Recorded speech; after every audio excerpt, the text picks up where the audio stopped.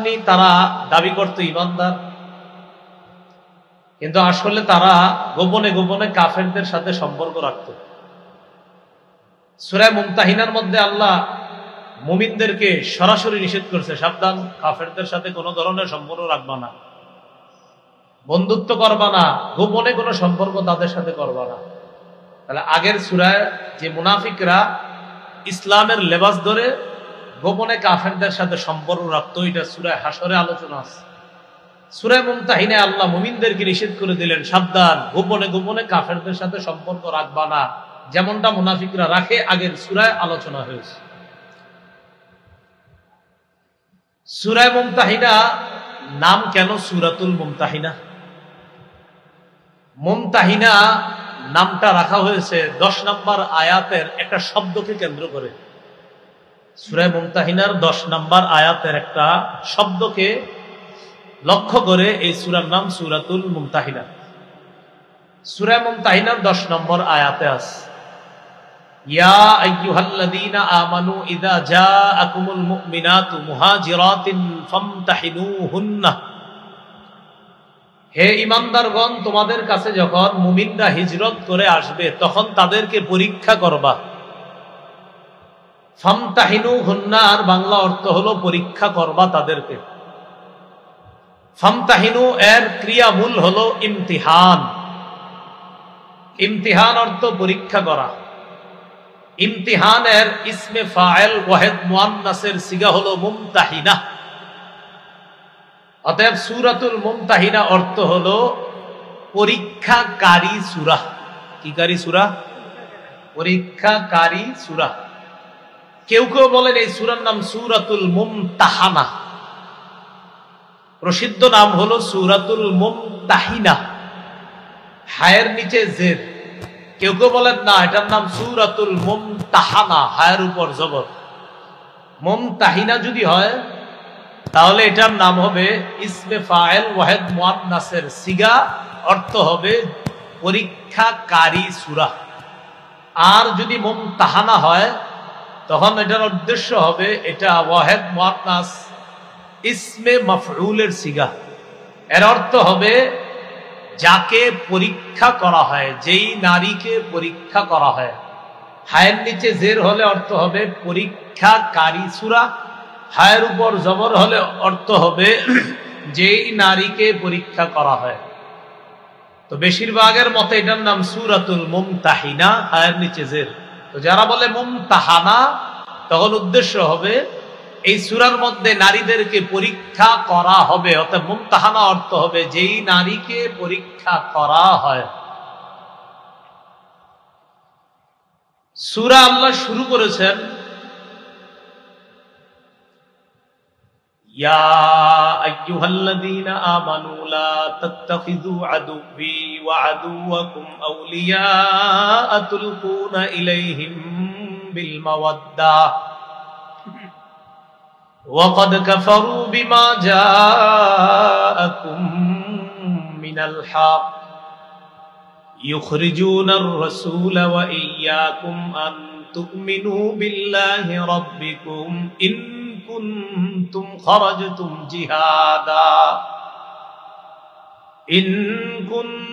خرجتم جهادا في سبيلي وابتغاء مرضاتي। অনুবাদটা আমি শুরু করি কোত্থেকে দেখেন। এই যেখানে এসে আমি আয়াতের তেলাওয়াতটা শেষ করলাম, এখান থেকে অনুবাদটা শুরু করব। তাহলে লম্বা একটা অংশ পড়ার পর অনুবাদ শুরু করতেছে। ইন কুনতুম খরজতুম জিহাদান ফি সাবিলি ওয়াবতিগা মারদাতি। যদি তোমরা আমার রাস্তায় জিহাদ করার ইচ্ছা করে থাকো আর আমার সন্তুষ্টি কামনা করে থাকো, যদি তোমরা আমার রাস্তায় জিহাদ করার ইচ্ছা করে থাকো এবং আমার সন্তুষ্টি কামনা করে থাকো, তাহলে হে ঈমানদারগণ। এবার অনুবাদ সূরার শুরুতে এসে গেলাম। লম্বা একটা অংশ তেলাওয়াত করার পর অনুবাদের সূচনা করলাম। যদি তোমরা আমার রাস্তায় জিহাদ করার ইচ্ছা করে থাকো এবং আমার সন্তুষ্টি কামনা করে থাকো, তাহলে হে ঈমানদারগণ। এ হলো সূরার শুরু। ইয়া আইয়ুহাল্লাযীনা আমানু, হে ঈমানদারগণ। হে ঈমানদারগণ কি? অনুবাদটা শুরু করলাম কিভাবে? যদি তোমরা আমার রাস্তায় জিহাদ করার ইচ্ছা করে থাকো এবং আমার সন্তুষ্টি কামনা করে থাকো, হে ঈমানদারগণ, তাহলে তোমরা আমার শত্রু আর তোমাদের শত্রুদেরকে বন্ধু হিসাবে গ্রহণ করো না। তাহলে আল্লাহ কি বললেন? তোমরা আমার শত্রু এবং তোমাদের শত্রুকে বন্ধু হিসাবে গ্রহণ করো না। আল্লাহ বললেন আমার শত্রু এবং তোমাদের শত্রু। এখানে আমার শত্রু আর তোমাদের শত্রু দ্বারা কি উদ্দেশ্য? উদ্দেশ্য হলো কুফফারু মক্কা, মক্কার কাফেররা। আয়াত দ্বারা বোঝা যায় মক্কার কাফেররা আল্লাহরও শত্রু, ঈমানদারদেরও শত্রু। তো আল্লাহ বলতেছেন তোমরা যদি আমার রাস্তায় জিহাদ করার ইচ্ছা করো এবং আমার সন্তুষ্টি কামনা করে থাকো, তাহলে হে ঈমানদারগণ, আমার শত্রু আর তোমাদের শত্রুকে বন্ধু হিসাবে গ্রহণ করো না। এই সূরার প্রেক্ষাপটটা কি? রাসূলুল্লাহ সাল্লাল্লাহু আলাইহি সাল্লাম মক্কা বিজয়ের পূর্বে কিছু কিছু সাহাবায়ে কেরামের সাথে পরামর্শ করে মক্কা বিজয়ের উদ্দেশ্যে রওনা করার আগে নবী আস্তে ধীরে প্ল্যান করতেছিলেন যে অচিরেই মক্কায় রওনা করব। এই যে প্ল্যান করলেন আল্লাহ রাসূল সাল্লাল্লাহু আলাইহি সাল্লাম খুব গোপনে। রাসূল সাল্লাল্লাহু আলাইহি সাল্লামের মক্কা বিজয়ের উদ্দেশ্যে যাত্রার বিষয়টা সাহাবায়ে কেরামের মধ্যে একজন সাহাবী নাম ছিল হাতিব ইবনু আবি বালতাআহ। এই হাতিব ইবনে আবি বালতাআহ রাদিয়াল্লাহু তাআলা তিনিও বিষয়টা কোনোভাবে আঁচ করেছেন। আঁচ করতে পেরে তিনি কি করলেন? তিনি চুপে চুপে মক্কার কাফেরদের কাছে একটা চিঠি লিখলেন। কি লিখলেন চিঠির মধ্যে? যে আল্লাহ রাসূল কিন্তু অচিরেই তোমাদের বিরুদ্ধে অভিযান পরিচালনা করার জন্য রওনা করবে। এই জাতীয় একটা চিঠি লেখা গোপনে মক্কার উদ্দেশ্যে পাঠাইয়া দিছে। খুব মন দিয়ে শুনেন, সাহাবীর ব্যাপারে যেন কোনো ধরনের খারাপ চিন্তা চেতনা মনে না আসে। তো যিনি লেখলেন চিঠিটা তার নাম হাতিব ইবনু আবি বালতাআহ। তিনি চিঠিটা পাঠাই দিলেন কোথায়? মক্কার উদ্দেশ্যে।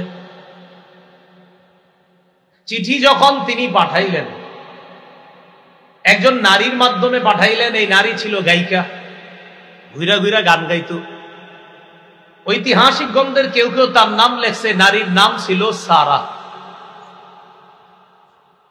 তার কাছে চিঠিটা দিয়ে দিছে, তুমি মক্কার অমুক অমুক লিডারের কাছে এই চিঠিটা পৌঁছায় দিবা।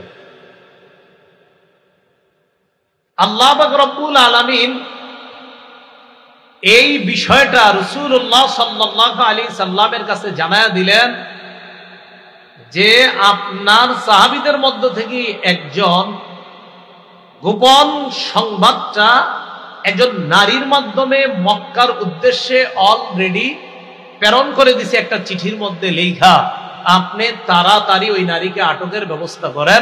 আল্লাহ পরিপূর্ণভাবে ওহীর মাধ্যমে নবীকে বিষয়টা জানায়া দিলেন। ওই নারী গোপন চিঠিটা নিয়ে রওনা করছে। আপনাদের মনে প্রশ্ন আসছে, হুজুর একজন সাহাবী এরকম গোপন চিঠি কেন লেখছে? আসছে না প্রশ্নটা? পুরাটা শুনেন, প্রশ্ন থাকবে না ইনশাআল্লাহ। এই বিষয়টা সহিহ বুখারীতে বিস্তারিতভাবে একটা হাদিসে আসছে। সহিহ বুখারীর 3007 নম্বর হাদিস। হাদিসের বর্ণনাকারী আলী ইবনে আবি তালেব রাদিয়াল্লাহু তাআলা। আলী রাদিয়াল্লাহু তাআলা আনহু বলেন, বাআসানি রাসূলুল্লাহ সাল্লাল্লাহু আলাইহি ওয়াসাল্লাম আনা ওয়াজ জুবাইর ওয়াল মিকদাদ ইবনুল আসওয়াদ। আলী রাদিয়াল্লাহু তাআলা আনহু বলেন, রাসূলুল্লাহ সাল্লাল্লাহু আলাইহি সাল্লাম ওহীর মাধ্যমে বিষয়টা জেনে আমাদের তিনজনকে প্রেরণ করলেন ওই নারীকে আটক করার জন্য। কোন তিনজন? এই তিনজনের নাম যদি পারেন একটু কষ্ট করে মনে রাখবেন। বলেন, আলী, জুবাইর, মিকদাদ রাদিয়াল্লাহু আনহুম। কয়জন নাম বললাম? তিনজন। আলী, জুবাইর, মিকদাদ। তো হযরত আলী বলেন বাআসানি রাসূলুল্লাহ সাল্লাল্লাহু আলাইহি সাল্লাম আনা, নবী আমাকে পাঠাইলেন, মানে আমি আলীকে পাঠাইলেন, ওয়া জুবায়ের এবং জুবায়েরকে পাঠাইলেন, ওয়াল মিকদাদ ইবনুল আসওয়াদ আর মিকদাদ ইবনুল আসওয়াদকে পাঠাইলেন। আমাদেরকে পাঠানোর প্রাক্কালে আল্লাহ রাসূল সাল্লাল্লাহু আলাইহি সাল্লাম বললেন ইনতালিকু, তোমরা তাড়াতাড়ি রওনা করো, হাত্তা তাতু রাউজাতা খাখিন, রওনা করে তোমরা তাড়াতাড়ি রওজায়ে খাখ নামক একটা জায়গা আছে, ওই জায়গায় দ্রুত পৌঁছো তোমরা। আমার সাথে জায়গাটার নাম বলতে হবে, বলেন রওজায়ে খাখ। আবার রওজায়ে রাসূলুল্লাহ সাল্লাল্লাহু আলাইহি সাল্লাম বললেন ইনতালিকু, রওনা করো, হাত্তা তাতু রাউজাতা খাখিন, তোমরা একটা জায়গায় গিয়ে খুব দ্রুত পৌঁছো। ওই জায়গাটার নাম জানি কি? ফাইন্না বিহা যাইনা, সেখানে একজন মহিলা আছে, গায়িকা আছে, মাআহা কিতাবুন, ওই মহিলার সাথে একটা চিঠি আছে। সুবহানাল্লাহ। খুযুহু মিনহা, ওই চিঠিটা তার থেকে গ্রহণ করবা।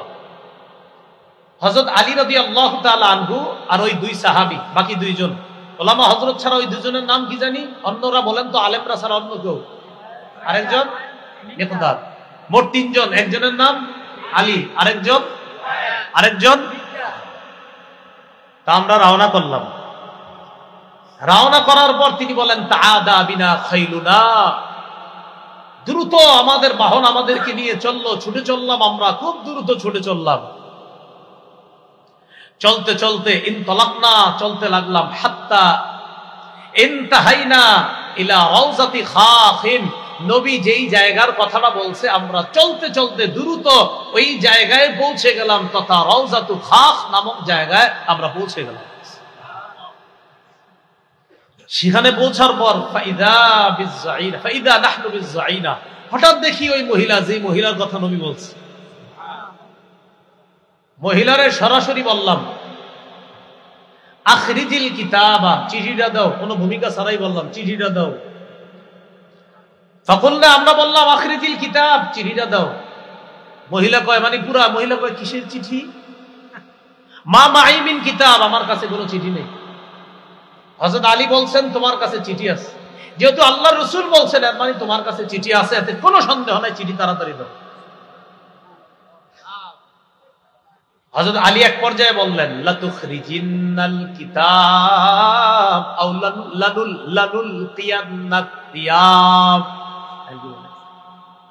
হযরত আলী বলেন লাতুখরিজিনাল কিতাব আও লানুল কিয়ান্নাত তিয়াব, হয়তো চিঠি দাও, না হয় যে কোনো মাধ্যমে, হয়তো মহিলা ইত্যাদি ডেকে এনে হলেও তোমার কাপড় খুলে তোমার ভিতর থেকে চিঠি বের করার ব্যবস্থা করতে আমরা বাধ্য হব, কারণ চিঠি তোমার কাছে আছে, এতে কোনো সন্দেহ নাই। এখন চিঠি কি দিবা না দিবা না সেটা বলো। মহিলা কি করছে দেখেন, ফাখরাজাতহু মিন ইকাসিহা, খোপার ভিতর থেকে চিঠি বের করছে, চুলের খোপার ভিতর থেকে চিঠি বের করছে। চিঠি বের করার পর হযরত আলী, জুবায়ের, মিকদাদ তারা চিঠি নিয়ে তাড়াতাড়ি চলে আসছে মদিনায়। রাসূলুল্লাহ সাল্লাল্লাহু আলাইহি সাল্লামের কাছে চিঠি পৌঁছানোর পর চিঠি খুলে দেখা গেল ফাইদা ফীহি মিন হাতিব ইবনে আবি বালতা ইলা উনাসিন মিনাল মুশরিকিন মিন আহলি মক্কাহ ইউখবিরুহুম বিবাদি আমরি রাসূলিল্লাহি সাল্লাল্লাহু আলাইহি ওয়াসাল্লাম। চিঠি খোলা হলো, চিঠি খুলে দেখা গেল চিঠির মধ্যে লেখা হাতিব ইবনে আবি বালতার পক্ষ থেকে মক্কার মুশরিকদের উদ্দেশ্যে একটা চিঠি লেখা, যে চিঠির মধ্যে আল্লাহ রাসূলের কিছু বিষয় তাদেরকে অবগত করে ওই চিঠির মধ্যে বিভিন্ন বিষয় হাতিব ইবনে আবি বালতা লিখছে চিঠির মধ্যে। তাড়াতাড়ি ডাকছে, হাতিবকে ডাকো। হাতিব ইবনে আবি বালতা রাদিয়াল্লাহু তাআলা, সবাই বলেন রাদিয়াল্লাহু তাআলা, আবার বলেন সবাই, তাকে ডাকছে। ডাকার পর রাসূলুল্লাহ সাল্লাল্লাহু আলাইহি সাল্লাম বললেন মা হাদা ইয়া হাতিব, হাতিব এটা কি, এটা কি বলো। হাতিব ইবনে আবি বালতা বললেন লা তাজাল আলাইয়া ইয়া রাসূলুল্লাহ, হুজুর আমার ব্যাপারে দ্রুত সিদ্ধান্ত নিয়েন না, আমার কথা একটু শুনেন। রাসূলুল্লাহ সাল্লাল্লাহু আলাইহি সাল্লামকে হাতিব ইবনে আবি বালতাআ এবার বললেন, হুজুর আমি এই চিঠিটা লিখছি মক্কার মুশরিকদের কাছে, আপনি আমার ব্যাপারে দ্রুত সিদ্ধান্ত নিয়েন না, চিঠিটা আমি লিখছি তাদের কাছে। আপনার সাথে যে মুহাজির সাহাবী যারা আছে ইয়া রাসূলুল্লাহ, কানা মাআকা মিনাল মুহাজিরিন লাহুম কারাবাতুন ইয়াহমুনা বিহা আমওয়ালাহুম ওয়া আহলিহিম, আপনার সাথে যে মুহাজির সাহাবী যারা আছে তাদের আত্মীয় স্বজন মক্কায় আছে, আত্মীয়তার বন্ধনের কারণে তারা তাদের সম্পদ রক্ষা করতে পারবে, তারা তাদের সন্তানদেরকে রক্ষা করতে পারবে। হুজুর কুনতুম রাআন মুলসাকান ফি কুরাইশিন, আমিও কুরাইশদের সাথে ছিলাম লম্বা সময় মক্কায়, ওয়ালাম আকুন মিন আনফুসিহিম, কিন্তু আমি তাদের আপনজন কেউ না। আপনার সাথে যারা আছে সাহাবী তাদের আপনজনরা এখনো মক্কায় আছে, আমি যদিও মক্কায় কুরাইশদের সাথে ছিলাম কিন্তু আমার আপনজন বলতে কেউ নাই। হুজুর আমার অনেক আত্মীয় স্বজনরা সেখানে আছে, অর্থাৎ কোথায়? মক্কায় যেই জায়গায় সাহাবীদের আপনজন আছে, আমার কিছু রিলেটিভ আছে যারা এখনো মক্কায় রয়ে গেছে, তো তাদের আপনজন বলতে মক্কায় কেউ নাই। আমি চিন্তা করলাম আমি যদি একটা চিঠি লিখি, এই চিঠি লেখার কারণে আমি চিন্তা করলাম ফাআহবাবতু, আমি এই ইচ্ছা করলাম ইদফাতা যালিকা মিনান নাসাবি ফীহিম, যেহেতু আমার বংশের কোনো সম্পর্ক নাই, তাই আমি চিন্তা করলাম একটা চিঠি লিখি। আমি একটা চিঠি লিখলে তাদের সাথে একটা ভালো সম্পর্ক হবে। ইয়াহমুনা বিহা কারাবাতি, তখন তারা আমার পরিজন পরিবারের যে কয়েকজন আছে তাদেরকে তারা রক্ষা করবে। কারণ আপনি যখন মক্কায় যাবেন, যাওয়ার পর যখন তাদের বিরুদ্ধে লড়াই করবেন, হুজুর আমার তো ইয়াকিন আপনাকে আল্লাহ বিজয় দান করবেন, কিন্তু তখন তো আমার আত্মীয় স্বজন যারা আছে তারাও বিপদে পড়বে। আমি শুধু তাদেরকে বিপদ থেকে উদ্ধার করার জন্য কাফেরদের সাথে শুধুমাত্র এতটুকু একটু খাতির করতে চাইছিলাম। এটা চিঠি লেখা। এটা বলার পর নবীজি বললেন, হুজুর বিশ্বাস করেন, মা ফাআলতু যালিকা, আমি এটা এই কারণে করি নাই কুফরন, যে আমি কাফের হয়ে গেছি, ওয়ালা ইরতিদাদান, আমি দিন থেকে বের হয়ে মুরতাদ হয়ে গেছি, এই জন্য আমি করি নাই, ওয়ালা রিদান বিল কুফরি বাদাল ইসলাম, আমি ইসলাম গ্রহণ করার পর আবার কুফরিকে পছন্দ করে নিয়েছি, বিষয়টা এমন না। তাহলে আমি কাফেরও হই নাই, আমি মুরতাদও হই নাই, আমি ইসলাম গ্রহণ করার পর কাফের হয়ে গেছি, বিষয়টা এমনও না হুজুর। শুধুমাত্র একটা চিঠি দিলে যদি তারা আমার প্রতি একটু সহানুভূতি প্রদর্শন করে, আমার যে সন্তান আদি আছে তাদেরকে অন্তত যদি একটু রক্ষা করে, এই জন্য একটা চিঠি লিখছিলাম। নবীজি তার পুরো বক্তব্য শুনা সাহাবীদেরকে লক্ষ্য করে বললেন, লাকাদ সাদাকাকুম, এই শোনো, হাতের যা বলছে সত্য কথা বলছে। কি বলছে? সত্য কথা। হযরত ওমর ফারুক রাদিয়াল্লাহু তাআলা আনহু বললেন, দানি আদরিব উনুক হাদাল মুনাফিক, হুজুর আমার একটু সুযোগ দেন, আমি ওর গলাটা উড়িয়ে দিই। এই মুনাফিক বলছে, এই মুনাফিকের। আল্লাহ রাসূল বললেন, ওমর সাবধান, কদ শাহিদা বাদরা, আমার এই সাহাবী হাতেব বদরের যুদ্ধে অংশগ্রহণ করছে। তুমি জানো বদরের সাহাবীদের ব্যাপারে আল্লাহ কি বলছে? আল্লাহ বলছে, আমালু মা শিতুম, তোমাদের যা মন চায় তোমরা তা করো। ও বদরের অংশগ্রহণকারী সাহাবীরা, তোমাদের যা মন চায় তা করো, কদ গফারতু লাকুম, আমি তোমাদেরকে মাফ করে দিয়েছি। তো হাতিব ইবনে আবি বালতার এই ব্যাপারটা মাথায় রাখবেন, উনি কুফরিও করে নাই, উনি মুরতাদও হয়ে যায় নাই, উনি ইসলাম গ্রহণ করার পর কুফরিকে পছন্দ করে নিয়েছে, বিষয়টা এমনও না। উনি আসলে ওনার এই জায়গায় বুঝতে একটু ভুল হয়েছে, উনি মনে করছে এটা দিলাম আর এতে আর কি হবে। ঐতিহাসিকগণ লেখছেন ওনার ইয়াকিন ছিল বিজয় তো আল্লাহ নবীরই দিবে। কেন? কারণ আল্লাহ তো আগেই বলছে, ইন্না ফাতাহনা লাকা ফাতহাম মুবিনা, কোরআনের এই আয়াত প্রমাণ করে যে আল্লাহ নবীর হাতেই এই মক্কার বিজয় দান করবেন। উনি ইয়াকিনের কারণে একটা চিঠি লিখছে যে কাফেররা, তোমরা আমার চিঠি পাওয়ার পর যতই উল্লাসিত করো, বিজয় কিন্তু আল্লাহ নবীরে দান করবে। এটা ওই সাহাবীরও ইয়াকিন ছিল। তা আল্লাহ নিষেধ করে দিলেন, না, এই জাতীয় বন্ধুত্ব করা যাবে না। বুঝে আসছেন এবার? এটাই বলছে, ইয়া আইয়ুহাল্লাযীনা আমানু লা তাত্তাখিযু আদুব্বি ওয়া আদুওয়াকুম আউলিয়া তুলকুনা ইলাইহিম বিল মাওয়াদ্দা, হে ঈমানদারগণ, আমার শত্রু আর তোমাদের শত্রু, এই শত্রুদেরকে এমন বন্ধু বানাও না যে বন্ধুত্বের কারণে তুলকুনা ইলাইহিম বিল মাওয়াদ্দা, তাদের কাছে চিঠি পাঠায় দাও বন্ধুত্বের খাতিরে, তাদের কাছে চিঠি পাঠায়া দাও আন্তরিকতাপূর্ণ সম্পর্কের কারণে, বন্ধুত্বের কারণে। এই জাতীয় বন্ধু কোনো কাফেররে বানায় না, আমার শত্রুরে এমন বন্ধু বানায় না, তোমাদের শত্রুরে এমন বন্ধু বানায় না যে যেই বন্ধু বানানোর পর চুপে চুপে চিঠিও পাঠাও, এরকম বন্ধু বানায়। এবার বুঝে আসছে কি কথা আপনাদের? এইটা আল্লাহ নিষেধ করলেন যে হাবিব হাতিব ইবনে আবি বালতাকে সহ আপনার সব সাহাবীদেরকে জানায়া দেন যে এরকম বন্ধুত্ব যেন তাদের সাথে না করে। এবার আল্লাহ বলেন ওয়াকাদ কাফারু বিমা জাআকুম মিনাল হক, অথচ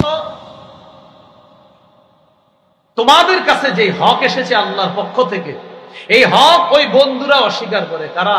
যাদের সাথে বন্ধুত্ব করে চুপি চুপি চিঠি পাঠাইতে চেয়েছো, ওই বন্ধুরা, ওই কাফেররা অস্বীকার করে ওই সত্যকে, যে সত্য তোমাদের কাছে এসেছে।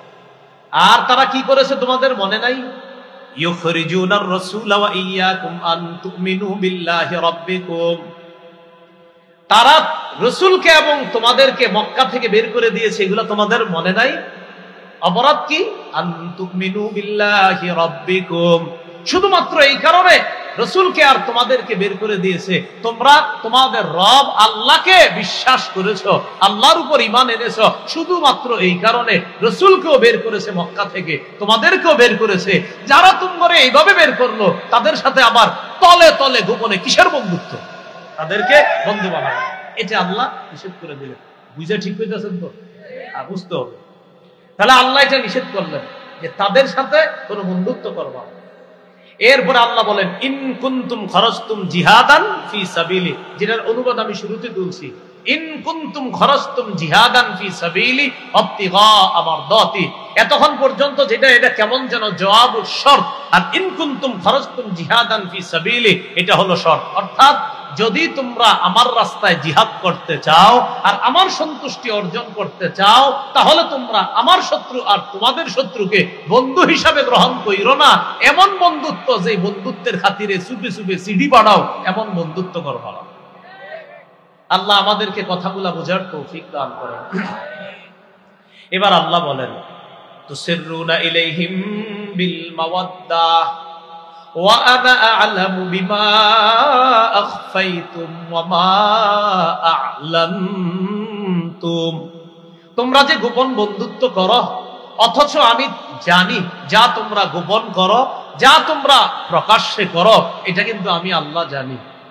ওয়া মান ইয়াফআলহু মিনকুম ফাকাদ যাল্লা সাওয়াআস সাবিল, তোমরা যারা মুমিন তোমাদের মধ্য থেকে এমন যারা করবে, ফাকাদ যাল্লা সাওয়াআস সাবিল, সে স্পষ্ট ভ্রষ্ট হয়ে যাবে, হেদায়েতের রাস্তা থেকে সে বিচ্যুত হয়ে যাবে, সঠিক রাস্তা থেকে সে বিচ্যুত হয়ে যাবে। ভাই কি শিখলাম? কাফেরদের সাথে গোপনেও বন্ধুত্ব রাখা যাবে না। আল্লাহ আমাদের সকলকে এই কথাগুলা বুঝে শুনে বর্তমান পরিস্থিতিতেও যেন আমরা খুব সতর্কতার সাথে ঈমানের উপর চলতে পারি, আল্লাহ তৌফিক দান করেন। এবার দেখেন আল্লাহ কি কয়। প্রথমে আগে আমরা কুমিল্লার ভাষা একটু বলি, সেবে পাইলে কি বলি? সেবে পাইলে মানে বুঝলি আজকে আপনারই কিছু কইলাম না, কারণ পায়ালই হুজুর ভালো আছেন, এক কাপ চা খান, পান খান। মনে মনে কি কই জানেন? হুজুর আজকে চা খাওয়াইতেছি কেন জানেন? আরেকদিন ধর্ম, এখন আপনার লোক বেশি, কিছু কইলাম না। এই পরে কি কই? সেবে পাইলে। আর কোরআনের অনুবাদটা হবে বাগে পাইলে। বাগে মানে বাগের ইয়াটা আমি কুমিল্লার ভাষায় বললাম সেবে। আল্লাহ কয় গোপনে গোপনে যেই কাফেরদের সাথে তোমরা বন্ধুত্ব করো, ইয়াতকাফুকুম, যদি তারা তোমাদেরকে সেবে পায়, ইয়াতকাফুকুম, যদি তারা তোমাদেরকে বাগে পায়, মানে যদি হাতের নিচে কখনো পায়া যায়, এখন তো চুপে চুপে বন্ধুত্ব করো, যদি কখনো ওই যে আমরা বলি সেবে পায়, ইয়াকুনু লাকুম আ'দা, তোমাদের শত্রু হয়ে যাবে তারা, যাদেরকে গোপনে বন্ধু ভাবছ এতদিন, যখন তারা কোনো সুযোগ পাবে নগদ পল্টি মারা বন্ধু হয়ে যাবে। যাদেরকে নগদ পল্টি মেরে শত্রু হয়ে যাবে, যাদেরকে তোমরা চুপে চুপে বন্ধু ভাবতা, ইয়াকুনু লাকুম আ'দা, হঠাৎ একদম নগদ পল্টি মারবে আর নগদ শত্রু হতে দেরি করবে না। আল্লাহর কসম, অমুসলিম বেঈমান যাদেরকে আমরা অনেক সময় মনে করি তিনি মনে হয় আমার আপনজন, আবার চুপি চুপি তার সাথে সম্পর্ক যদি রাখতে চাই, আল্লাহ বলতেছেন মনে রাখবা যদি বাগে পায়, যদি সেবে পায়, যদি একবার পাইতে পারে, নগদ তোমার শত্রু হবে আমি আল্লাহ বলে দিলাম, নগদ পল্টি মারবে আমি আল্লাহ বলে দিলাম। পল্টি মারবে। ইয়াকুনু লাকুম আ'দাআ, ইয়াকুনু লাকুম আ'দাআ, তারা তোমাদের শত্রু হয়ে যাবে। তাহলে কি শিখলাম? চুপে চুপেও যদি কোন ইসলাম বিদ্বেষী কোন অমুসলিম কাফেরকে আমি বন্ধু মনে করি, আল্লাহ কয় সুযোগ পাইলে নগদ তোমার শত্রু বানাবে। আর কি করবে? ওয়ায়াবসুতু ইলাইকুম আইদিয়াহুম ওয়া আলসিনাতাহুম বিসসু, তোমাদের দিকে দুটা কষ্টের জিনিস প্রসারিত করবে। বলেন কয়টা কষ্ট? এক, হাত দিতে চাবে দুই জবান দিয়ে। এক, হাত প্রসারিত করবে মারার জন্য, অর্থাৎ শারীরিক কষ্ট দিবে তোমাদেরকে। ওয়ালসিনাতাহুম বিসসু, আরেকটা হলো জবান দিয়ে তোমাদেরকে কষ্ট দিবে। সারা পৃথিবীর বেঈমান শক্তি এখন জবানে ও অস্ত্র দিয়ে আমাদেরকে কষ্ট দিবে। এই জন্য আল্লাহ বলছে ইয়াবসুতু ইলাইকুম, হাত প্রসারিত করবে তোমাদের দিকে, আইদিয়াহুম তাদের হাত, ওয়া আলসিনাতাহুম তাদের জিহ্বা, বিসসুই কষ্ট দেওয়ার জন্য প্রসারিত করবে। এই জন্য মনে রাখবেন, অনেক সময় কুফরি শক্তি যেগুলা, এগুলা মাঝে মাঝে এক হয়ে কয় আরে এই কাজটা ঠিক হয় নাই। আপনি মনে রাখেন সব কুফরি শক্তি মুসলমানের বিরুদ্ধে, সব কুফরি। আল্লাহ এখনো আমাদেরকে বুঝার তৌফিক দান করেন। তাহলে এই অনুবাদটা আবার মনে রাখেন, যাদেরকে গোপনে বন্ধু ভাবো, যাদের কাছে গোপন বন্ধুত্বের হাত বাড়াও, তারা যদি তোমাদেরকে বাগে পায়, আমগো কুমিল্লার ভাষায় সেবে পায়, ইয়াকুনু লাকুম আ'দাআ, তারা তোমাদের শত্রু হয়ে যাবে।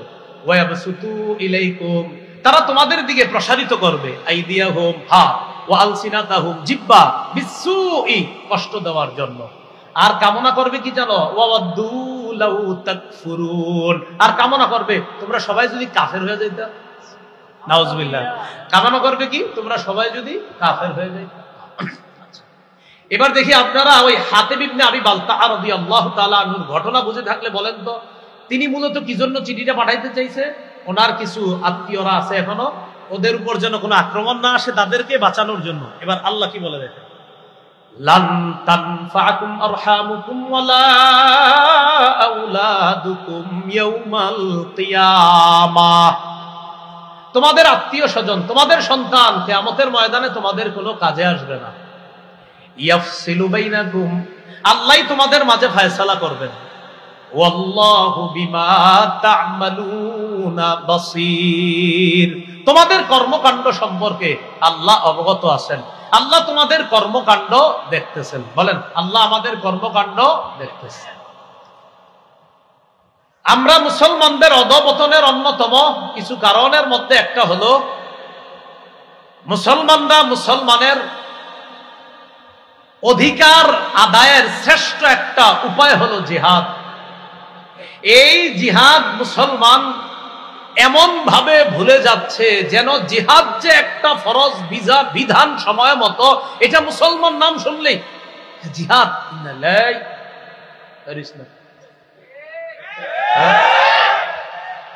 যে মাওলানা জুনায়েদ আল হাবিব সাহেব নাকি বলছে আগামীকাল আছে নবীর ইজ্জত নিয়ে কথা বলছে, একজন মিছিল আছে। আব্বা বলছিল তো গতকাল জুমার নামাজে, তোই আজকে হুজুর বলছে আমাদের এলাকাবাসী নিয়ে যাবে। হুজুর যাক, তুই যাইস না, বসে থাক, তোর বিকাল 5টা পর্যন্ত ঘর থেকে বেরোবি না, আল্লাহ বিল্লাহ কর।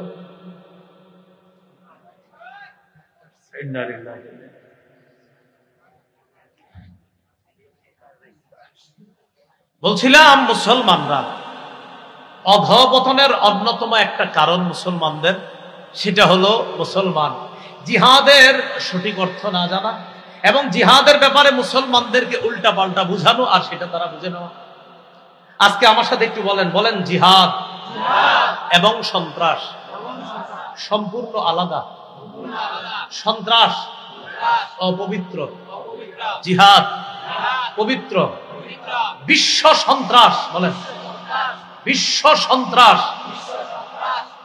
মুক্ত দেখতে চাইলে, এবার বলেন বিশ্বকে সন্ত্রাস মুক্ত দেখতে চাইলে সন্ত্রাস প্রতিহত করার শ্রেষ্ঠ ঔষধ প্রয়োগ করতে হবে। সন্ত্রাস নামক অপবিত্র, বলেন সন্ত্রাস নামক অপবিত্র কর্মকাণ্ড দূর করার শ্রেষ্ঠ পবিত্র পদ্ধতি হলো জিহাদ। বলেন তো, সন্ত্রাস নামক অপবিত্র এটারে যদি দুনিয়া থেকে দূর করার কোন ধরনের উপায় আমরা অবলম্বন করি, আহারে সন্ত্রাস মুক্ত বিশ্ব দেখতে চাই, সন্ত্রাস মুক্ত সমাজ দেখতে চাই, সন্ত্রাস মুক্ত বাংলাদেশ দেখতে চাই, আল্লাহর কসম সারা পৃথিবী যদি সন্ত্রাস মুক্ত দেখতে চাই তাহলে শ্রেষ্ঠ পবিত্র বিধান জিহাদের বিকল্প আর কিছু নেই। কিন্তু এই বিষয়টা আপনার বুঝতে হবে, এটা আরেকজনকে আপনি বুঝাইতে হবে। যেমন আপনার ঘরে লোক আছে যিনি আপনার বলবে, এ বেটা জিহাদ মানি, তোর বেটা এই সন্ত্রাসগিরি করেছে, আপনি বলবেন না জিহাদ আর সন্ত্রাস আলাদা। এর মুখ দিয়া বলাইবেন যে আপনি বলেন সন্ত্রাস অপবিত্র, জিহাদ পবিত্র। এর বলাইবেন যে ব্যক্তিগুলা বলবেন সন্ত্রাসী দূর করার শ্রেষ্ঠ উপায় হলো জিহাদ। এরপরে তারে বুঝাবেন আবু জাহেল সন্ত্রাসী ছিল, নমরুদ সন্ত্রাসী ছিল, ফেরাউন সন্ত্রাসী ছিল, আবু জাহেল এমন সন্ত্রাসী ছিল। কাবা চত্বরে আমার হাবিব নামাজের মধ্যে দাঁড়াইছে, উকবা ইবনে আবি মুআইদ, বুখারীর বর্ণনা, উকবা ইবনে আবি মুআইদকে পাঠাইছে, আবু জাহেল ঘোষণা করছে, কে পারবা অমুক এলাকায় যাওয়ার পর আইয়ুকুম ইয়াতি বিজাজুরি আলি ফুলান, অমুক এলাকার ওটের নারী বুড়ি রক্ত গোবর গুলা আনবা। আনার পর মুহাম্মদ যখন সিজদায় যাবে সাল্লাল্লাহু আলাইহি ওয়াসাল্লাম, সিজদায় যাওয়ার পর অমুক এলাকার ওটের নারী বুড়ি পচা রক্ত মুহাম্মদের কাঁধের উপর দিবা। এরকম কে পারবা? উকবা ইবনে আবি মুআইদ দাঁড়ায় গেছে, আমি পারবো না, যাও নিয়ে আস। সে গেছে, যাওয়ার পর সত্যি ওটের নারী বুড়ি ওটের পায়খানা গোবর নিয়ে আসছে। নবীজি সিজদায় গেছে, বাস্তবে কি রসুলের কাঁধ মুবারকের উপরে ওঠে নারী বুড়ি পচা রক্ত গোবর আল্লাহ রসুলের কাঁধের উপর চাপায় দিচ্ছে। এটা আপনি আপনার এলাকার ভাইকে বুঝান যে দেখো এটা কি, এটা সন্ত্রাসী। আমার নবী কাবা চত্বরে দাঁড়ায় দিচ্ছে, কাবায় দাঁড়ায় আল্লাহ রসুল সাল্লাল্লাহু আলাইহি সাল্লাম ইবাদত করবে। ওই পাপিষ্ঠ আবার আসছে উকবা, আসার পর নবীর গলা মুবারকের মধ্যে একটা চাদর পেঁচাইছে, চাদর দুই দিক থেকে এইভাবে জোরে টান দিচ্ছে, এইভাবে চাদর পেঁচায় নবীর গলায় জোরে টান দিছি। বুঝান, আপনি প্রতিবেশীর বুঝান, এই ঘটনা শোনান। বুখারীতে আসছে যে আমার নবীর গলার মধ্যে এক পাপিষ্ঠ কাফের উকবা এইভাবে চাদর দুই পাশ দিয়ে পেঁচায় এইভাবে টান দিছে যে রাসূলকে ফাঁসি দিয়ে মেরে ফেলবে। রাদিয়াল্লাহু তাআলা আনহু আসার পর তার একটা ধাক্কা মারছে। সিদ্দিক রাদিয়াল্লাহু তাআলা আনহু বললেন, আতাকতুলুনা রাজুলান আইয়াকুলা রাব্বি আল্লাহ ওয়াকাদ জাআকুম বিকুম। একটা মানুষ কি করবা যে ব্যক্তি বলে আমার রব হলেন আল্লাহ, রব্বি আল্লাহ, যে ব্যক্তি বলে আমার রব হলো আল্লাহ, ওয়াকাদ জাআকুম বিল বাইয়িনাতি মির রাব্বিকুম, আর তিনি এই রব যে আল্লাহ এটার সপক্ষে তোমাদের কাছে প্রমাণ আদিও পেশ করেছে, এগুলা নিয়ে উপস্থিত হয়েছে, এরপরেও কি লোকটাকে তোমরা হত্যা করবা? এইভাবে আবু বকর সিদ্দিক তাকে সরায়া দিয়েছে। আমি আপনাদের কাছে জানতে চাই, এইভাবে আমার নবীর গলার মধ্যে চাদর পেঁচায় দুই দিক থেকে টান দেওয়া, এটা কি সন্ত্রাসী কিনা? আবু জাহেল ওটের নারী বুড়ি আইনা আল্লাহ রসুলের সন্ত্রাসী কিনা? এইভাবে একদিন দুই দিন না, 1 বছর 2 বছর না, টানা 13 বছর রসুল আর সাহাবীদের উপর সন্ত্রাসী কর্মকাণ্ড চালিয়েছে কাফেররা। কয় বছর? তাহলে বলেন তো কি বুঝলাম আমরা? মুসলমানরা আগে আক্রমণ করছে না সন্ত্রাসী করছে কাফেররা 13 বছর? বলেন, আক্রমণ কি আগে মুসলমানরা করছে না কাফেররা? কয় বছর? 13 বছর সাহাবা নবীর উপর এইভাবে অত্যাচার করছে। এরপর 13 বছর পর আল্লাহ আয়াত নাজিল করছে সূরা হজর 39-40 নম্বর আয়াত। আল্লাহ বলেন, উযিনা লিল্লাযীনা ইউকাতালুনা বিআন্নাহুম যুলিমু, যাদেরকে আক্রমণ করা হচ্ছে, উযিনা, এবার তাদেরকে জিহাদের অনুমতি দেওয়া হলো। উযিনা, অনুমতি দেওয়া হয়েছে। লিল্লাযীনা ইউকাতালুনা, যাদেরকে আক্রমণ করা হয়েছে তারা মাজলুম।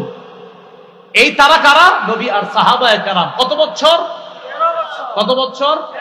এইভাবে আপনি পাশের এলাকার লোকটারে বুঝায় বলেন, কাকা এই 13 বছর যে কাজগুলো করছে ঠিক হয়েছে? তখন বলবে না, এগুলো তো অন্যায় হয়েছে, আবু জাহেল তো কামগুলো ঠিক করে নাই। তখন আপনি বলবেন এরপর আল্লাহ 13 বছর পর জিহাদের বিধান দিয়েছে। এই সন্ত্রাস নামক অপবিত্রতা দূর করার জন্য পবিত্র জিহাদ আল্লাহ দিয়েছেন। 13 বছরের অপবিত্রতা যেন দূর করে, তখন আল্লাহ জিহাদের বিধান দিয়েছে। তাহলে অপবিত্র সন্ত্রাসগিরি কয় বছর করছে কাফেররা? এরপরে জিহাদের বিধান দিয়েছে। এইভাবে আপনি এটা পার্সোনালি বুঝাইতে হবে। আগে মুখ দিয়ে স্বীকার করাইবেন, কাকা বলেন আবু জাহেল কামটা ঠিক করছে, তো বলবেন না। বলেন উকবাই কাজটা ঠিক করছে, বলবেন না। তখন জিজ্ঞেস করবেন ওনারে, বলেন তো কি করা দরকার, বলবে আরে আমি থাকলে তো ওর খবর আছিল, বলবে।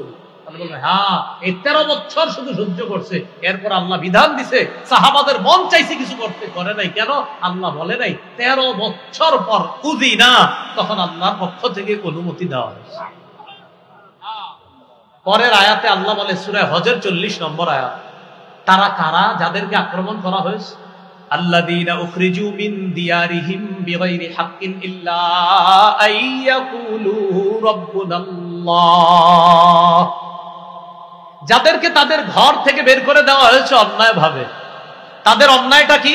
বলার পরে নাউজুবিল্লাহ বলবেন। তাদের অন্যায় হলো তারা এটা বলতো আমাদের রব হলো আল্লাহ। আল্লাহকে রব বলাটা কাফেররা অন্যায় হিসেবে সাব্যস্ত করছে। নাউজুবিল্লাহ, না আল্লাহ আমার রব, এটা হলো অন্যায় তাদের। যে তোমরা আল্লাহর রব বলবা, আল্লাহ কয় তারা বলতো আমাদের রব আল্লাহ। কাফেররা এটাকে অপরাধ সাব্যস্ত করে তাদেরকে মক্কা থেকে বের করে দিয়েছে।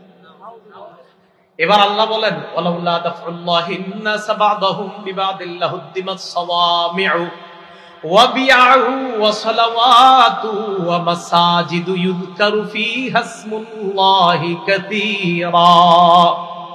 জিহাদের বিধান দেওয়ার মাধ্যমে আমি আল্লাহ যদি একজন মানুষের মাধ্যমে আরেকজন মানুষকে প্রতিহত না করতাম, মানে মুজাহিদদের মাধ্যমে যদি অপরাধীদেরকে আমি প্রতিহত না করতাম যুগে যুগে, লাহুদ্দিমাত সাওয়ামি'ু, তাহলে খ্রিস্টানদের যে ইবাদতখানা আশ্রম ধ্বংস হয়ে যেত। অর্থাৎ খ্রিস্টানরা যেই যুগে দুনিয়াতে ছিল, যখন তাদের শরীয়ত দুনিয়ার মধ্যে ছিল, যখন তারা হক পথে চলতো, তখন ওই জামানায় ইবাদতখানা ধ্বংস করার জন্য লোক ছিল। আল্লাহ বলেন আমি যদি জিহাদের বিধান না দিতাম, একদল মানুষের মাধ্যমে আরেক দলকে যদি প্রতিহত না করতাম, খ্রিস্টানদের আশ্রমগুলা ধ্বংস করে দেওয়া হতো। ওয়া বিয়াউন মানে হলো গির্জা, এই ওয়া সালাওয়াত মানে ইহুদিদের উপাসনালয়, এগুলাও ধ্বংস করে দেওয়া হতো, মুসলমানদের করে দেওয়া হতো। এজন্য আমি আল্লাহ জিহাদের বিধান দিলাম। কেন? যেন মুজাহিদরা অপরাধীদের থেকে এই জাতীয় ইবাদত গুলো খানা, এই ইবাদত যেখানে মুসলমানরা ইবাদত করবে, এগুলো যেন রক্ষা করতে পারে। তাই আমি যুগে যুগে জিহাদের বিধান দিয়েছি। একদল মানুষের মাধ্যমে আরেক দলকে প্রতিহত করেছে। তো বলছিলাম আল্লাহ পাক রব্বুল আলামিন ওই যে পবিত্র কোরআনে বলে, তুসিরুনা ইলাইহিম বিল মাওয়াদ্দা ওয়া আনা আ'লামু বিমা আখফাইতুম ওয়া মা আ'লানতুম ওয়া মান ইয়াফআলহু মিনকুম ফাকাদ দাল্লা সাওয়াআস সাবিল ইয়াফকুকুম ইয়াকুনু লাকুম আ'দাআ। কাফেররা যদি তোমাদেরকে বাগে পায়, শেবে পায়, ইয়াকুনু লাকুম আ'দাআ, তারা তোমাদের শত্রু হয়ে যাবে। ওয়াবসুতু ইলাইকুম আইদিয়াহুম ওয়া আলসিনাতাহুম বিসসুই ওয়া ওয়াদ্দু লাহু তাকফুরুন, তারা তোমাদের বিরুদ্ধে তাদের হাত, তাদের মুখ তারা প্রসারিত করবে তোমাদেরকে কষ্ট দেওয়ার জন্য। লান তানফাকুম আরহামুকুম ওয়ালা আওলাদুকুম ইয়াউমাল কিয়ামাহ ইয়াফসিলু বাইনাকুম ওয়াল্লাহু বিমা তা'মালুনা বাসীর। তোমাদের আত্মীয়-স্বজন, তোমাদের সন্তান তোমাদের কোনো কাজে আসবে না কিয়ামতের ময়দানে। সেদিন তোমাদের মাঝে আল্লাহ ফয়সালা করবে, বিচার করবে। তোমরা যা করো আল্লাহ সব দেখেন। তো আল্লাহ পাক রব্বুল আলামিন এই আয়াতগুলোর মধ্যে এটাও বলে দিয়েছেন, আনতুমিনু বিল্লাহি রাব্বিকুম, তোমরা যে আল্লাহর প্রতি ঈমান আনো, তোমাদের রবের প্রতি যে তোমরা ঈমান আনো, এই আল্লাহর প্রতি ঈমান আর রবের প্রতি তোমরা যে ঈমান আনো, এই আল্লাহ আর রবের প্রতি ঈমান আনো। এই কারণে কাফেররা তোমাদেরকে বের করে দিয়েছিল কোত্থেকে? মক্কা থেকে। রাসূলকেও বের করেছে, তোমাদেরকেও বের করেছে।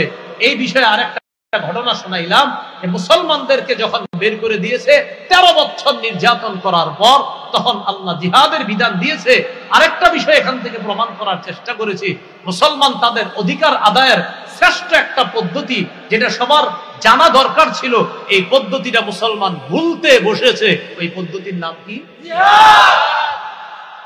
অধিকার থেকে বঞ্চিত করছিল, 13 বছর নির্যাতন করছে, যাও ভাগো এখান থেকে, ঘর বাড়ি পাইবে না, কিচ্ছু পাইবে না, সব ছেড়ে গেছে। আল্লাহ কয় অধিকার বঞ্চিত করে ফেললো তাদেরকে, এবার কি করলেন? জিহাদের বিধান দিলেন। তাহলে মুসলমানদের অধিকার পাওয়ার অনেক উপায় আছে, এর মধ্যে শ্রেষ্ঠ উপায় জিহাদ। এটা ভালোভাবে আপনি বুঝতে হবে। এরপর আল্লাহ পাক রব্বুল আলামিন বলেন, قد كانت لكم أسوة حسنة في إبراهيم والذين معه। হে মুসলমানগণ, হে নবীর সাহাবীগণ, ইব্রাহিম নবী আর তার সাথে যে ঈমানদাররা আছে তাদের মাঝে তোমাদের জন্য উত্তম আদর্শ আছে। এই আমি আপনি আমরা আমাদের সবার জন্য ইব্রাহিম নবী আর তার অনুসারী যারা তাদের মাঝে উত্তম আদর্শ আছে। কি উত্তম আদর্শ? মন দিয়ে শুনেন। إذ قالوا لقومهم إنا براء منكم ومما تعبدون من دون الله। ইব্রাহিম নবী তার অনুসারী তারা তাদের সম্প্রদায়কে বলেছিল, ইন্না বুরাআ, আমরা মুক্ত, মিনকুম, তোমাদের থেকে মুক্ত, আমরা সম্পর্ক ছিন্ন করলাম, মিনকুম, তোমাদের সাথে সম্পর্ক ছিন্ন করলাম, ওয়া মিম্মা তা'বুদুনা মিন দুনিল্লাহ, আল্লাহ ছাড়া যাদের ইবাদত করো তোমরা তাদের থেকেও সম্পর্ক ছিন্ন করলাম। আল্লাহ কি বলতেছে দেখেন, ও মুসলমানরা, ইব্রাহিম নবী আর তার সম্প্রদায়ের মাঝে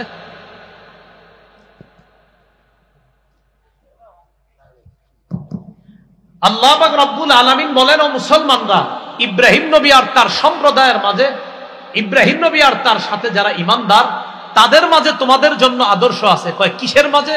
কয় যখন তারা তাদের সম্প্রদায়কে বলেছিল, হে আমাদের সম্প্রদায়, ইন্না বুরাআউ মিনকুম ওয়া মিম্মা তা'বুদুনা মিন দুনিল্লাহ, আমরা তোমাদের সাথে সম্পর্ক ছিন্ন করলাম, তোমরা যাদের ইবাদত করো আল্লাহ ছাড়া তাদের থেকেও সম্পর্ক ছিন্ন করলাম। আচ্ছা, আবার বুঝেন তো কি বলছে আল্লাহ, তোমাদের জন্য আদর্শ আছে। এই কথায় কোন কথা? ইব্রাহিম নবী আর তার জাতি, ইব্রাহিম নবীর সাথে ঈমানদাররা তাদের সম্প্রদায়কে বলছে, হে আমাদের সম্প্রদায়, আমরা তোমাদের থেকে সম্পর্ক ছিন্ন করলাম, তোমরা আল্লাহ ছাড়া যাদের ইবাদত করো তাদের থেকেও সম্পর্ক ছিন্ন করলাম। আল্লাহ কয় এই কথায় তোমাদের জন্য আদর্শ আছে। কি আছে তোমাদের জন্য? আদর্শ আছে। কাফারনা বিকুম, আমরা তোমাদের আকীদা বিশ্বাস অস্বীকার করি। ইব্রাহিম নবী ডাইরেক্ট বলে দিছে মূর্তি পূজারী যারা তাদেরকে, আমরা তোমাদের আকীদা বিশ্বাস অস্বীকার করি। ওয়া বাদা বাইনানা ওয়া বাইনাকুমুল আদাওয়াতু ওয়াল বাগদাউ আবাদা, আমাদের মাঝে আর তোমাদের মাঝে শত্রুতা এবং বিদ্বেষ আবাদা, চিরকালের জন্য প্রকাশ হয়ে গেছে। কাফারনা বিকুম, আমরা তোমাদের আকীদা অবিশ্বাস করি। ওয়া বাদা বাইনানা ওয়া বাইনাকুম, আমাদের মাঝে আর তোমাদের মাঝে স্পষ্ট হয়ে গেছে আল আদাওয়াত, শত্রুতা, আল বাগদা, বিদ্বেষ, আবাদান, চিরকালের জন্য। বেঈমানদেরকে মুসলমানরা এই কথা বলা, ও বেঈমানরা শোনো, তোমাদের সাথে কোনো সম্পর্ক নাই, তোমরা যাদের ইবাদত করো তাদের সাথে আমাদের কোনো সম্পর্ক নাই, তোমাদের আকীদা বিশ্বাস আমরা অস্বীকার করি, আমাদের মাঝে আর তোমাদের মাঝে শত্রুতাও স্পষ্ট, বিদ্বেষ স্পষ্ট, তোমাদের সাথে আমাদের সাথে শত্রুতা চলবে, বিদ্বেষ চলবে। কতদিন জানো? হাত্তা তুমিনু বিল্লাহি ওয়াহদা, যতদিন এক আল্লাহকে আল্লাহ বলে না মানবা, যতদিন এক আল্লাহকে আল্লাহ বলে না মানবা। এই কথায় অনেক শিক্ষা, তাওহীদের শিক্ষা, যে তাওহীদবাদীরা, ঈমানদাররা, তাওহীদবাদীরা, ঈমানদাররা, বিশ্বাসীরা অবিশ্বাসীদেরকে এই কথা বলা।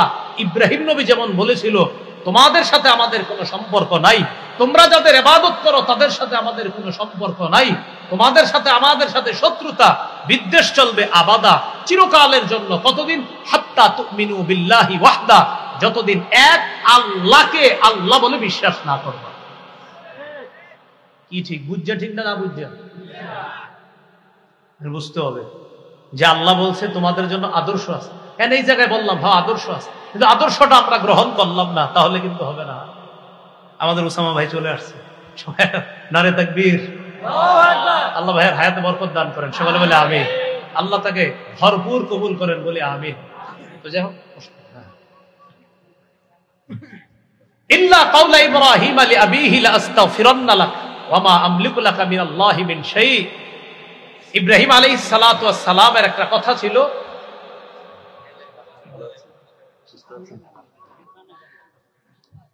ইল্লা কাওলা ইব্রাহিম লিআবিহি লাআস্তাগফিরান্না লাক ওয়া মা আমলিকু লাকা মিনাল্লাহি মিন শাই। ইব্রাহিম নবী তার বাবার ব্যাপারে বলেছিলেন, লাআস্তাগফিরান্না লাক, আব্বা আপনার জন্য আমি ইস্তেগফার পাঠ করব। ওয়া মা আমলিকু লাকা মিনাল্লাহি মিন শাই, আমি আমলিকু লাকা মিনাল্লাহি মিন শাই, আপনার ব্যাপারে আমি নিজের পক্ষ থেকে কোনো ক্ষমতা রাখি না, তবে আমি আপনার জন্য আল্লাহর কাছে ইস্তেগফার পাঠ করব। তবে এখান থেকে একটা কথা মনে রাখা, কাফের বাবার জন্য ইস্তেগফার পাঠ করার বিষয়টা এখন কিন্তু আর না। সূরা তওবা আবার এই বিধান রহিত হয়ে গেছে, মা কানা লিনাবিয়্যিন ওয়াল্লাযীনা মা কানা লিন-নাবিয়্যি ওয়াল্লাযীনা আমানু আইয়াস্তাগফিরু লিল মুশরিকিনা ওয়ালাউ কানু উলি কুরবা। নবীর জন্য এবং ঈমানদারদের জন্য বৈধ নয় আইয়াস্তাগফিরু লিল মুশরিকিন, যে তারা মুশরিকদের জন্য ইস্তেগফার পাঠ করবে, এটা তাদের জন্য বৈধ নয়।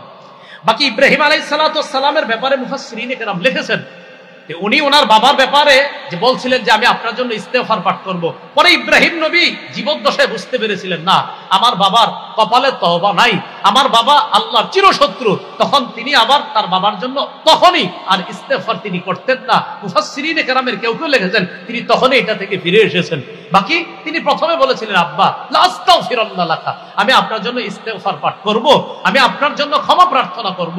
তো মুফাসসিরিনে কেরামের কেউ কেউ লিখেছেন তিনি তার জীবদ্দশাতেই বুঝতে পেরেছিলেন আব্বা আল্লাহর চিরশত্রু, আব্বা আর ঈমান আনবে না, তার কপালে তওবা নাই, তখন তিনি এটা থেকে ফিরে এসেছেন। আর সূরা তওবার মধ্যেও আছে যে নবীর জন্য, ঈমানদারদের জন্য উচিত না, বৈধ নয় কোনো মুশরিকের জন্য ইস্তেগফার পাঠ করা। যাই হোক, এই সূরা এতটুকু যা শুনলাম আমরা সূরা মুমতাহিনা, খুব ভালো করে আমরা শুনি। কাফেরদের সাথে গোপনে বন্ধুত্ব রক্ষা করা যাবে? চিঠি লেখা যাবে? এটা আল্লাহ আমাদেরকে বলে দিলেন, আমার শত্রু আর তোমাদের শত্রু যারা, তাদেরকে এমন বন্ধু বানায় না যে বন্ধুত্বের খাতিরে তাদেরকে চিঠি পর্যন্ত তোমরা পাঠায় দাও।